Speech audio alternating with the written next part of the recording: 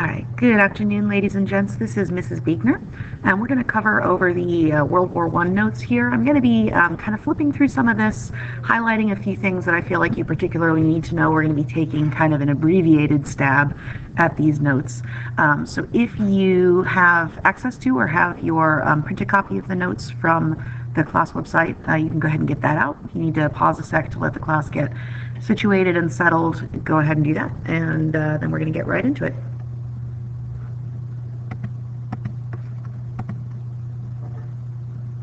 Okay, so we're talking World War I here, which is kind of an underappreciated war in United States history because we don't fight in it for very long. We don't pay nearly as much attention to it. And also I think it gets overridden by World War II a little bit because we don't have a strong sense of like a noble cause with this war the way that we do with World War II. We're not fighting the Nazis. We didn't get attacked. And so World War I gets a little bit kind of downgraded, but the College Board really loves to use it as a point of comparison in like comparison contrast. So comparing and contrasting World War I and World War II home fronts, for example, or the causes of this war with the causes of many of the other wars the United States finds itself entangled in. So it's a good point of reference to have. It's turned up in essays. It was one of the major long essay questions was based around World War I and its role in foreign policy last year. So we're going to take a little bit of a look at it, again, hit on some highlights, and this video will be available for you guys online if you need to kind of come back and check in on some stuff. Okay? So the first part of the note set mostly talks about the starting of World War I in Europe. It's not a huge part of the curriculum in APUSH. Some of you might have run into this in more detail in like world history, if you took like AP World at some point. The acronym that's up on the board here, this MAIN, M-A-I-N, is a sort of very commonly used trigger. And the main kind of thing that's going on in here basically is just that World War I is a war that the powers of Europe kind of walk into almost on purpose. They're already upset at each other for a variety of reasons, largely centering around imperialism. They've been fighting over colonies in Africa and in the Middle East and in Southeast Asia, like India, for example, for quite a long time. Just the same way that the United States has gotten very nationalistic, they have as well. And the Industrial Revolution has provided them with, like, not to be too flippant about it, but with like a lot of new toys that they're kind of interested in, like seeing what they can do. So we have these sort of militarized, industrialized nations who have like grudges against each other and are super uber patriotic. And then you sort of drop into this set of secret alliances that's going to cause one small little event, one minor clash that probably should have just been between a couple, two nations, and cause that to drag in all of these other countries. The clash, of course, I'm sure you guys know, is the assassination of Archduke Ferdinand, and that's in 1914, in the summer of 1914. And so in July of 1914 down here, World War I begins. We have the Central Powers and we have the Allies. The two main alliances are kind of highlighted up here. If you're sort of thinking, like if your brain threw out the word Axis at you, that's World War II. We're not quite there yet. So it's the Central Powers and the Allies. Everything in green on here is an Allied power. Everything in orange is a Central Power. The thing to notice that the orange countries are the ones with the word empire attached to them. So you see German Empire, Austro-Hungarian Empire, Ottoman Empire, meaning that they're sort of countries that contain a lot of territory outside their border. They're not necessarily very democratic.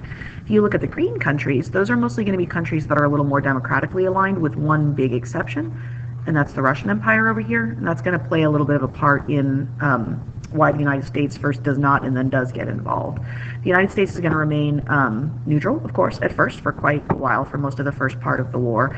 And Germany is going to find itself fighting what we usually call a two-front war. So there's going to be a tremendous amount of fighting over here on the eastern front between Germany and Russia, and Austro-Hungarian army and Russia kind of all along in this area. It's not going to go very well. And then Germany is going to decide to attack France. Their aim is for Paris, the capital city right here. They're going to come through Netherlands and through Belgium, which were trying to be neutral, and that didn't work out so very well. And they're going to get stuck kind of like right up here in northern France in what we come to call the Western Front. So this is kind of a zoom in on that area of the Western Front. This area right here is where we mostly talk about here in U.S. history, because this is where eventually a bunch of U.S. troops are going to land and wind up finding themselves engaged. You can see the offensives up here. The big deal with this Western Front fighting is that they're going to find themselves mired in what we call trench warfare. This is not entirely a new form of warfare. We saw some trench warfare in the Civil War, like at the Battle of Petersburg, and a few other places. But for the most part, this type of war is like new and different. Basically, both sides are going to kind of dig themselves into a trench, is just like a man-made ditch. You can almost picture it looking like a dry riverbed, and they're going to face each other, like trench here, no man's land in the middle. They're going to face each other across those trenches and attempt to move the front. The Germans are trying to push for Paris, which is right down here, and the French, of course, are trying to repel them back in the direction of Germany. And for about, it's like 2.5, 3 years, neither side really moves much more than a few miles in either direction.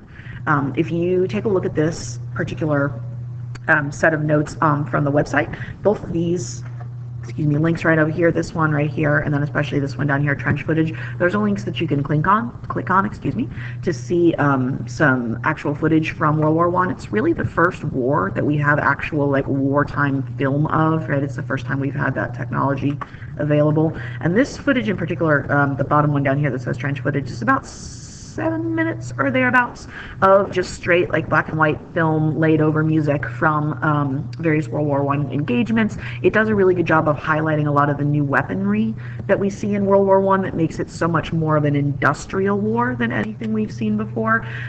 Things like mustard gas, things like machine guns that are used for the first time, flamethrowers, tanks, all sorts of heavy artillery, like really large shell machinery guns, that type of thing. So that's worth a little bit of a check out, and you guys will probably watch something related to that, and it covers in your notebook as well.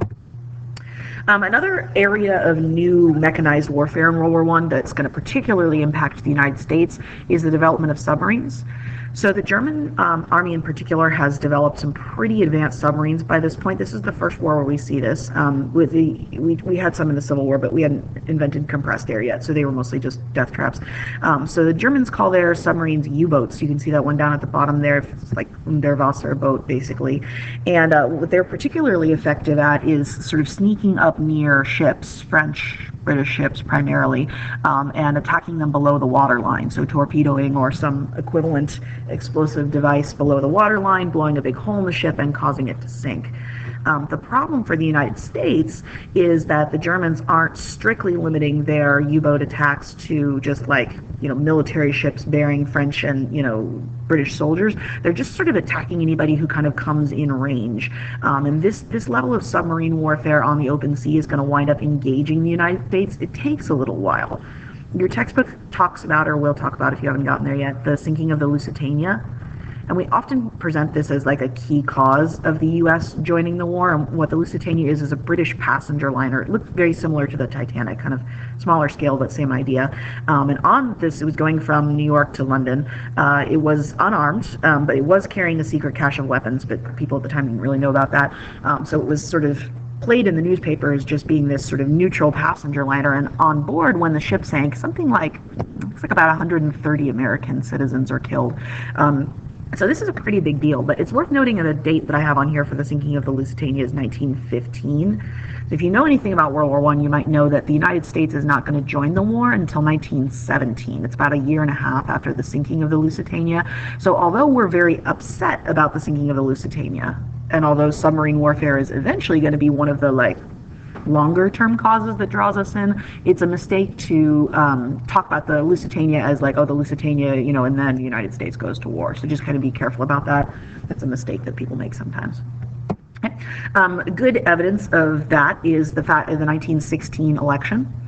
The last time that we checked in on an election, it was in 1912, and that was President Woodrow Wilson getting elected for the first time. It was like that big deal, three-way election with Wilson and Roosevelt and Taft all splitting the vote. And so Wilson had come in as this sort of Democrat progressive, right? And here he is in 1916 running again for office. And this is a Wilson campaign van that's got some interesting things going on. So take a look at this. You'll see like mostly this whole thing over here, this is mostly progressive promises. So who stands for the 8-hour day for workers? Who broke the money trust, right? But the big one right here in the center and then in the campaign button up here is this idea that vote for Wilson because he kept us out of war. So as late as the 1916 election, so November of 1916, right, there was a pretty strong groundswell in the United States that keeping us out of war was a good thing, that was in fact something to sort of base a campaign on. So the public opinion in general was sort of against the U.S. entry into the war pretty late into 1916. So Wilson wins this election pretty handily in November of 1916. And in that kind of lame duck period between when he wins the election in November of 1916 and when he's going to get re-inaugurated in March of 1917, because we used to inaugurate our presidents a lot later, in that kind of lame duck period in between, a couple things are going to happen that are going to basically cause the U.S. to do an about-face and get ready to enter the war. First thing might seem kind of unrelated, but it's pretty important, and that's the beginning of the Russian Revolution. So this is something that, again, if you're taking like a world history class, you could spend weeks on this, but for our purposes, for U.S. history, it's a series of revolutions. It's going to overthrow the monarchy that has been ruling Russia for a couple centuries at this point. And the first wave comes in February of 1917, and this is the one that deposes the Tsar, the ruler, Tsar Nicholas, and his whole family, and replaces them with a provisional government. And so in this period here between February of 1917, which is right in that in-between time, it looks like Russia might be developing some sort of like government of the people. And that's important for the United States because we like to feel like we're fighting on the side of like the democracies. After we joined, we're actually right around the same time that we joined the war here in October of 1917, we're going to get the second wave of this revolution, which is a lot more overtly communist. This is where we get, it's the Bolshevik Revolution. Sounds like a Russian curse word, just a political party, communist political party. And they're eventually going to pull out of World War I, as the slide notes. So in this period of kind of uncertainty, I guess you could say, where there's the Russian Empire appears to be overthrown, but we don't know exactly what's going to take its place yet. To the United States, that seems like an encouraging sign that we might be sort of joining in on the side of the democracies. So that's the Russian Revolution. This is a really big deal. It's going to play in a major role for the entire rest of the course, basically. And so from here on out, we really shouldn't be talking about Russia. We should instead be talking about the Soviet Union, right, from like 1922 on. That's when that entity forms, the Soviet Union of the USSR. And they're, like I said, they're going to pull out of World War I pretty much right around the same time the U.S. comes in. Another kind of like a last straw type thing that's going to push the United States into war with Germany specifically is the interception of a telegram, an encoded telegram from the German embassy to the Mexican government. Probably there's some doubt around who exactly sent this in the German embassy, but it's a telegram that's intercepted, it's decoded, and then this is the text of the telegram over here, and there's kind of two bombshell things in here. So for one thing, kind of in the middle here, what you might notice is that it's proposing an alliance between Germany and Mexico. This is Germany saying to Mexico, hey, Mexico, if the United States comes into the war, which they're not yet, but it seems like they might at some point, then you should ally with us, Mexico, and we will give you back all of the territory that you lost, Texas, New Mexico, and Arizona. They're basically talking about the Mexican cession that the United States took after the Mexican-American War. So that doesn't sound that great to us, but and that's a threat that we don't like so much. But the really troubling thing, and the thing that in the telegram that's really going to push us over the edge, is actually this first line here. We intend to begin on the 1st of February unrestricted submarine warfare. This is something that the Germans have been sort of promising off and on. They've said, we will stop our submarines from sinking, neutral ships, and then they've gone ahead and done it anyway, and then they said, oops, we won't do that anymore, gone back and forth. Your textbook talks a lot more about this in detail with the Sussex Pledge and yada yada.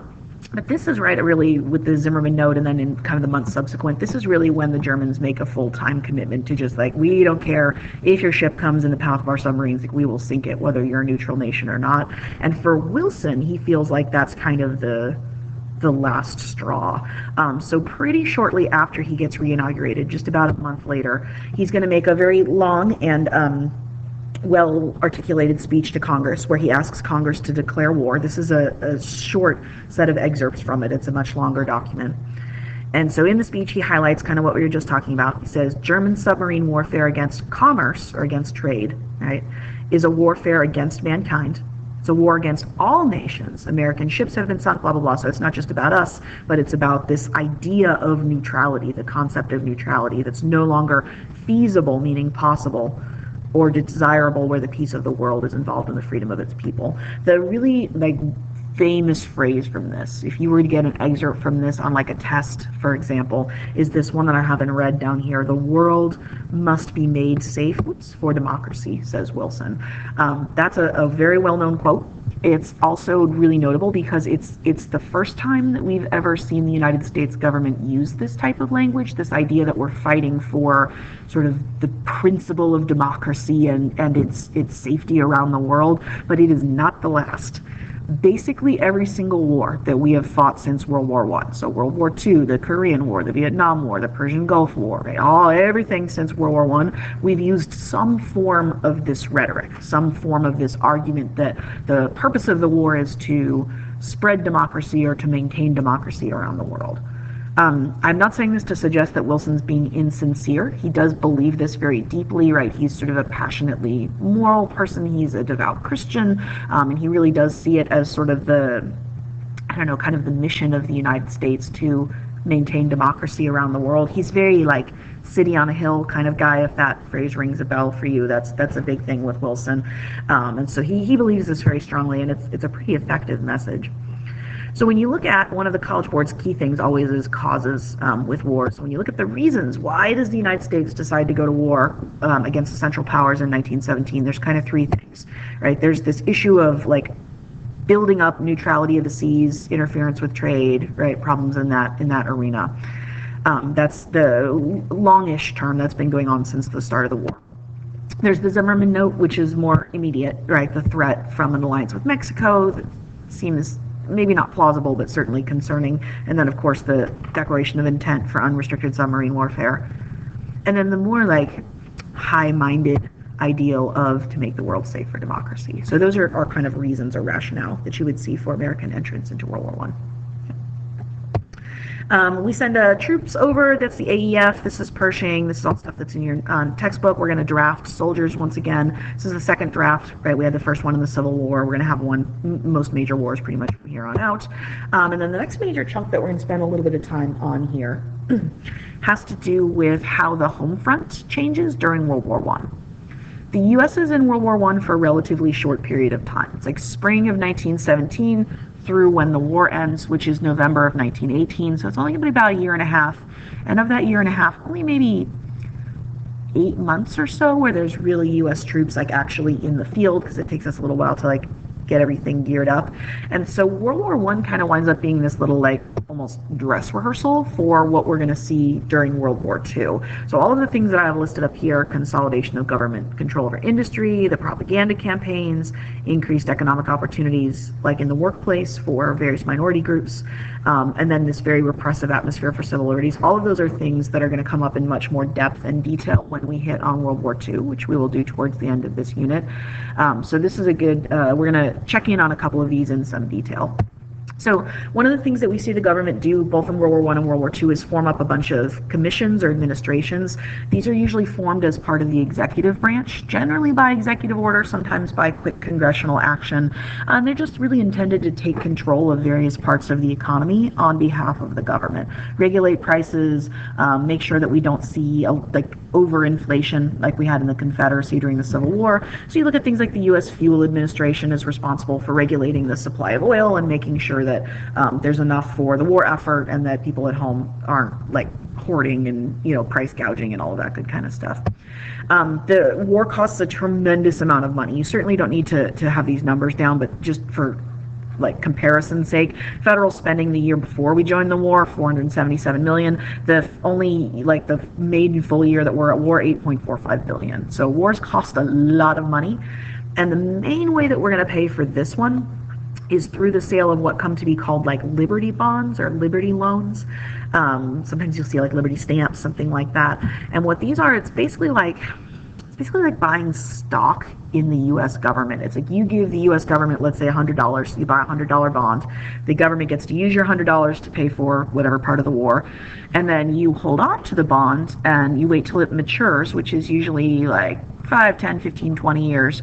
And when it matures, you can trade the bond back in for whatever modest increase in interest. Sometimes they'll double if you hold on to them long enough. But so again, it's like a slow growing stock in the U.S. government. Banks and stuff still do this type of thing today.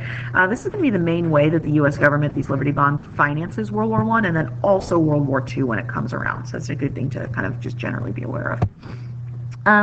Brief pause in like labor union activity. This National War Labor Board works pretty well to make sure that there's no real strikes during the war. All the things that it says on this note set. The important thing, and this is going to come up towards the end of this note set, is there's a period, like the year right after the war is going to be one of the biggest years of strikes in American history. 1919 into 1920 is a real big year of upheaval. So temporary truce during the war, not so much after the war.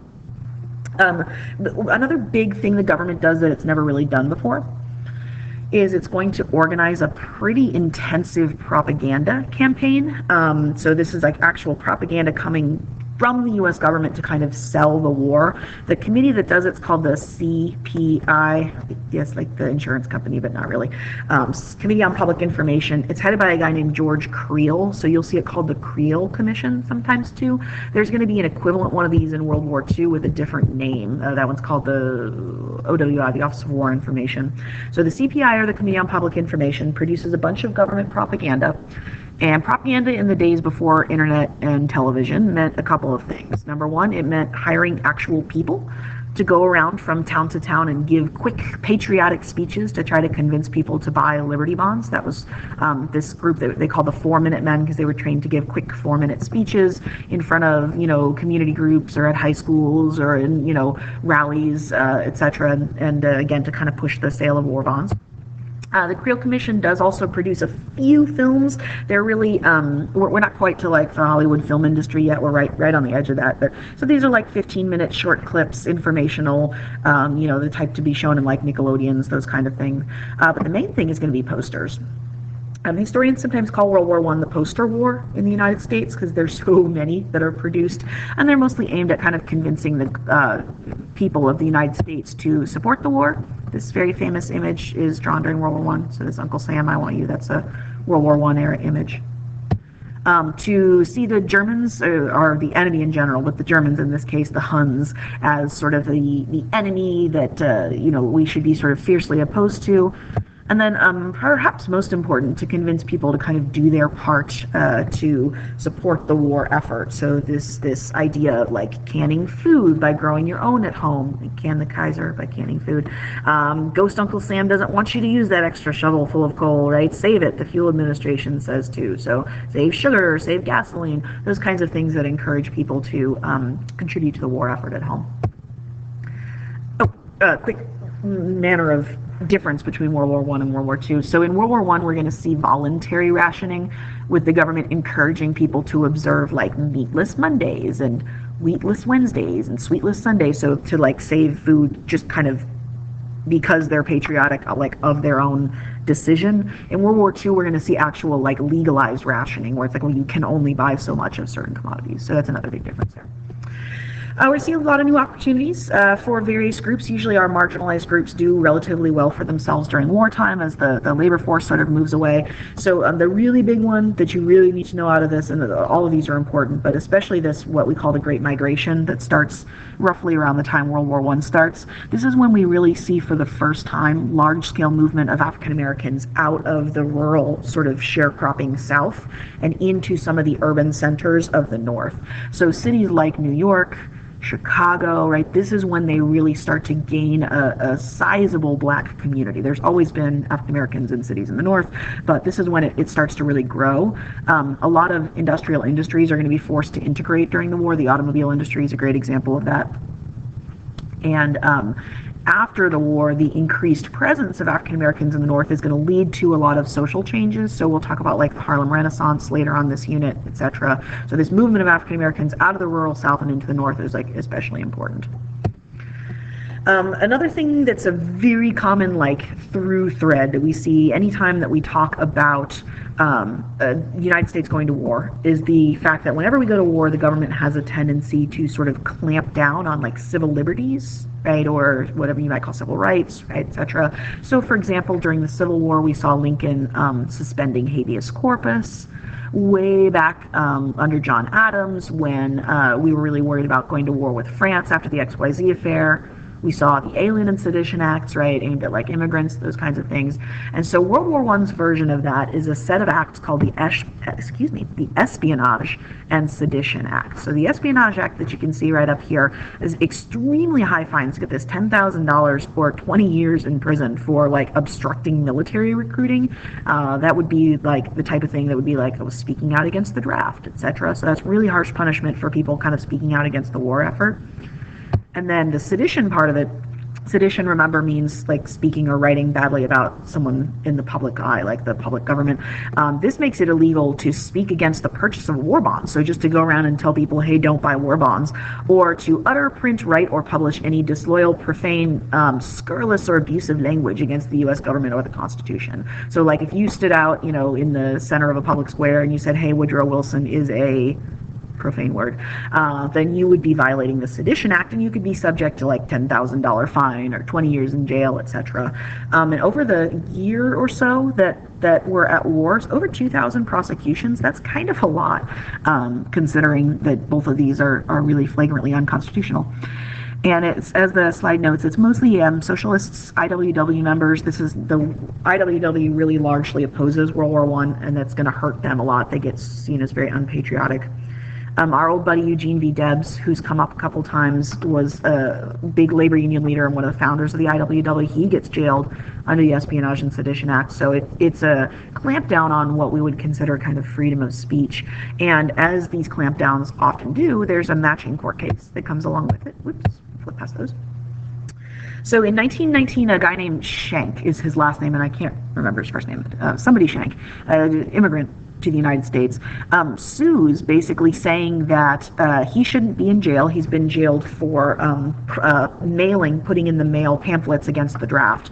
And the case goes to the Supreme Court, and the question is like, is anti-draft literature, is that covered by freedom of speech, the First Amendment? And the Supreme Court rules, as the slide notes up here, that normally yes, in any kind of ordinary time, you would be able to mail anti-draft literature through the mail. But because they were at war, because we were at war, the act of free speech presents what the court calls, this red underlined phrase here, a clear and present danger. That should be a very familiar phrase to you. It's a really kind of famous line from this decision. The precedent that's being set here is the idea that if speech presents a danger of some sort in some circumstance, then it is possible for it to be restricted. So it's one of the first real definitions or boundaries that we place around the First Amendment. This particular case might not seem very worthy of the clear and present danger. I don't know how dangerous I really think anti-draft literature is, but the precedent is extremely important. It's going to wind up being applied to things like hate speech. That's why hate speech isn't considered protected free speech, because it presents a clear and present danger to people around you, etc. So the Schenck versus the United States court case is a really super important precedent court case just for American civil liberties in general, and it's important for you to know where that comes out of, how that's related to World War I and how it kind of comes out of this history in World War I. Okay, quick pause.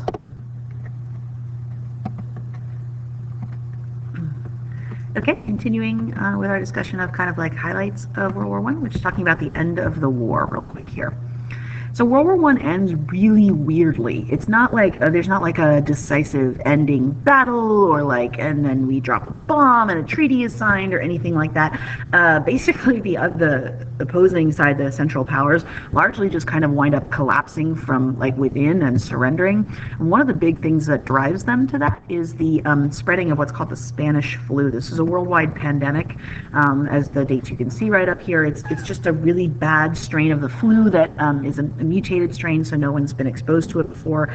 It sweeps across the world. The war really helps it spread. You got people moving from camp to camp, living in mud trenches. None of that goes very well. So the Spanish influenza kills, just millions and millions of people worldwide, as you can see down here. It kills people on every single continent. Yes, even Antarctica. No, I don't know how that's possible.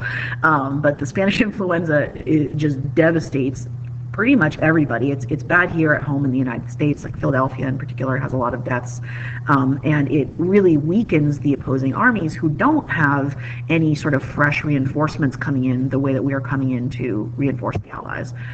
So the vast part of this, and again, you can take a slower look at this at your leisure, but it's just basically like there's these Allied offensives, American troops are arriving in great numbers, Bulgaria and the Ottoman Empire surrender, the Austro-Hungarian Empire surrenders, and finally the German people stage essentially a little civil rebellion and proclaim themselves a republic. The Kaiser, the head of the German government, flees to, I don't know, Sweden or somewhere like that, where he lives the rest of his life, and the new kind of German republic pulls itself together to sue for armistice. 11 a.m., 11/11/1918, the armistice is signed, World War I is officially over. And Woodrow Wilson does something that's fairly unusual.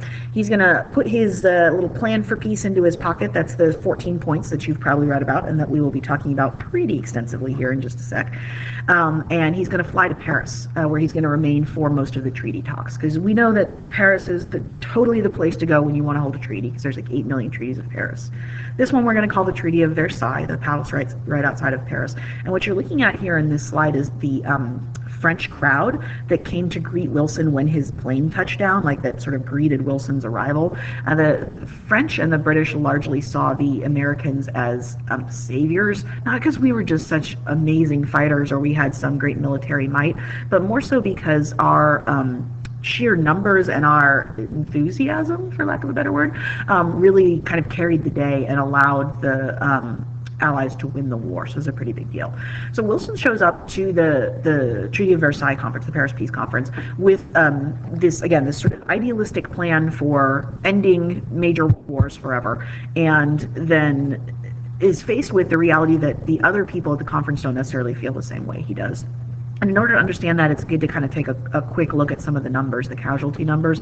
Now, these are rough estimates is not exactly the right word. They're relatively verified, but they're, especially in some countries, we just don't have very good numbers. But this is the Allied death toll. So what you're looking at on this chart here, this total mobilized forces, so this is the amount of men, primarily men, right, who are put into battle, troops that are used. We have the killed, wounded, prisoner, and missing, and then this total casualties column is basically a summation of these previous 3 columns. So the Army considers anybody who is killed, wounded enough that they can't fight anymore, or taken prisoner or missing to be a quote-unquote casualty. And so over here you're looking at casualties as percent of force. And I mean, when you look at Russia doesn't even fight the entire last year of the war, and look at that. I mean, that's just an insane casualty percentage. It's so high. The British are a little better off because there's not any direct fighting in there, on the British Isles, but still that's a really, really high percent. And then look at France. Right, France just gets pounded because so much of the war is fought on their soil.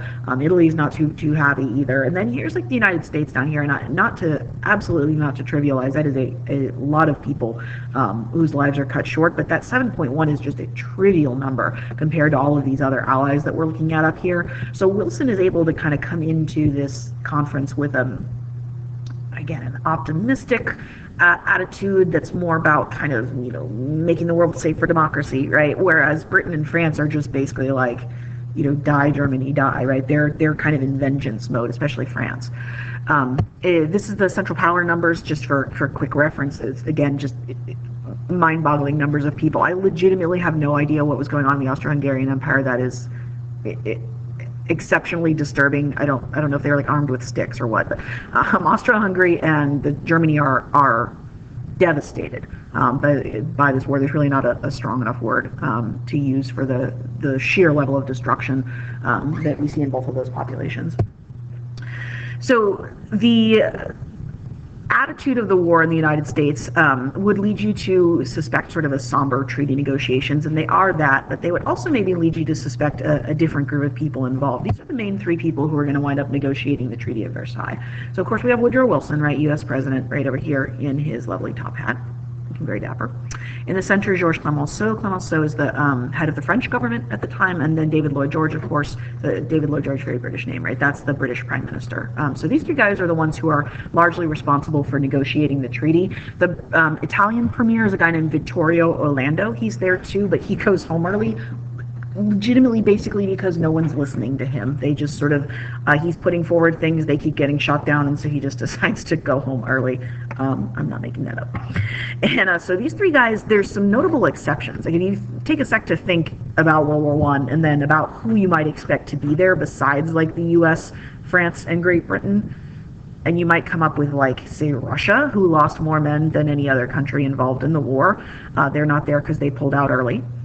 You might expect Germany or Austria-Hungary to have at least some representation, right? It's, we didn't negotiate the stuff at the end of the Civil War without, any Confederate representation. And, we paid, Spain for the Philippines. We paid Mexico for California. So, like, usually, even though you lose a war, you have some say in the way that the treaty comes out, but that's not really going to be the case here, and it's a big weakness of the Treaty of Versailles. Wilson, like I said, comes to town with this document that he's proposed called the 14 Points. And it's usually, like your textbook will probably call this like Wilson's plan to end war. And it's worth noting that Wilson's not so naive to think that like he can end every war ever, or that mankind will just never ever fight a war again. It's more that he sees this set of items, tasks, as a way to end this kind of war specifically. So sort of mass, large-scale war involving multiple industrialized nations. The 14 Points had been widely printed before Wilson, before the end of the war. It's often thought to be kind of one of the reasons why the Central Powers surrender, why the people of the Central Powers surrender, is because they'd seen these 14 points and they don't really seem that bad.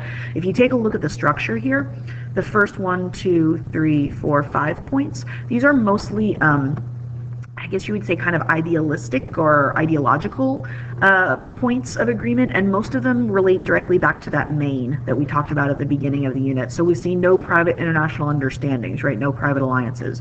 Freedom of navigation on the seas, that's the main thing the U.S. was brought into the war by. Removal of trade barriers, reduction of national armaments, so like demilitarization, adjustment of colonial claims based on observance of the principle of like self-government, so that people have the right to determine their own government, right? So that's kind of 1 through 5 up there.